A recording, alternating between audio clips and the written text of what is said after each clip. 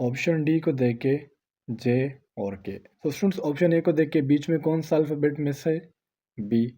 Option B को देख के बीच में ई मिस है। ऑप्शन सी को देख के बीच में एच मिस है। लेकिन जो ऑप्शन डी है ना, डायरेक्ट लेके गए हैं जे और के। अस्सलामुअलैकुम my dear students, hope so all of you are doing well. आज की इस वीडियो में इंशाल्लाह हम navy sailor test preparation MCQs के पार्ट नंबर 3 को डिटेल के साथ कवर करेंगे। तो चले आइए अपने वीडियो को स्टार्ट करते हैं।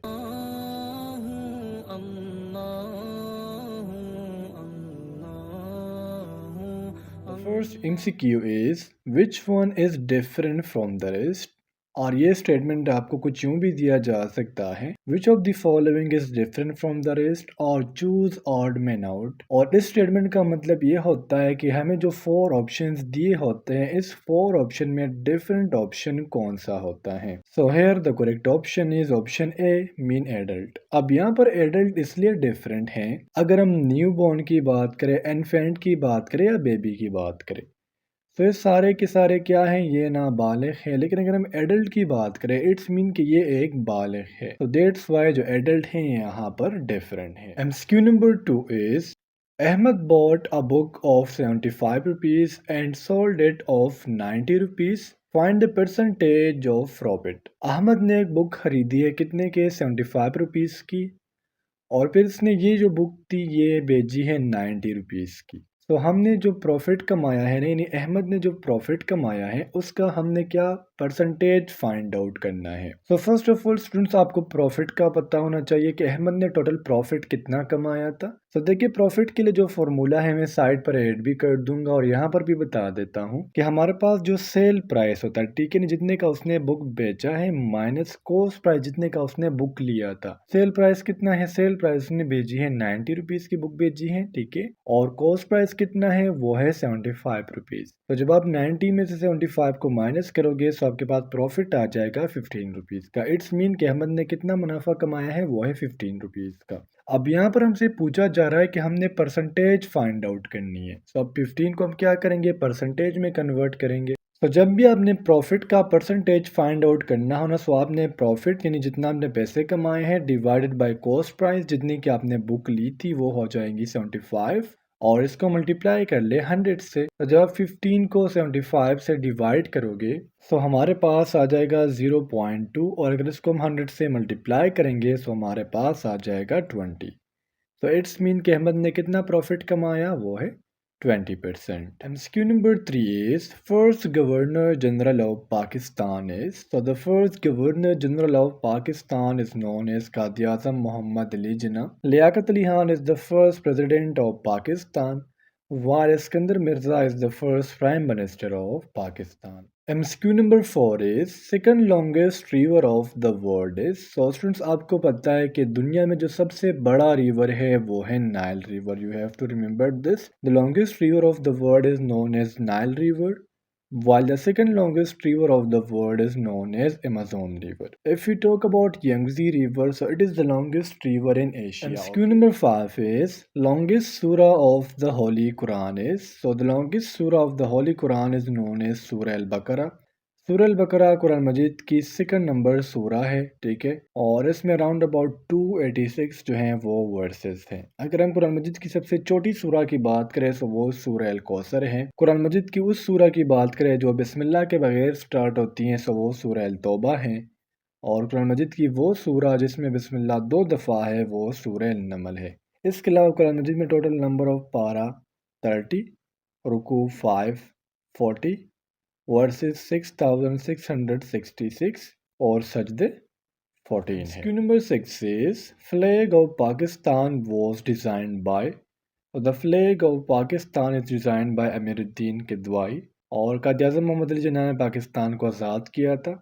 अल्लामा मोहम्मद इकबाल ने पाकिस्तान का तस्वुर पेश किया था। और अगर आप लोगों से ये MCQs पूछा जाए that the national anthem of Pakistan was composed by, so वो हाफिज जलंधरी थे। MCQ number 7 is molecular mass of carbon dioxide is. तो देखिए स्टूडेंट्स, आपको मॉलिक्यूलर मास को फाइंड आउट करने के लिए क्या चाहिए? जो भी आपको एटम दिया होगा ना, सपोज करें यहाँ पर जिस तरह यहाँ पर कार्बन दिया गया है, तो इस एटम का आपको क्या पता होना चाहिए, उसका एटॉमिक मास आपको पता होना चाहिए। जिस तरह यहाँ पर दिया गया है कार्बन डाइऑक्साइड, यहाँ पर भी आप देख सकते हो इट्स मीन केस में एक कार्बन है और 2 इसमें ऑक्सीजन है। तो कार्बन का जो एटॉमिक मास है वो 12 है और ऑक्सीजन का कितना है वो 16 है। कार्बन 1 है सो हो जाएगा 12 प्लस ऑक्सीजन कितने हैं वो है 2, सो 16 मल्टीप्लाई बाई 2 करेंगे सो हमारे पास आ जाएगा 32।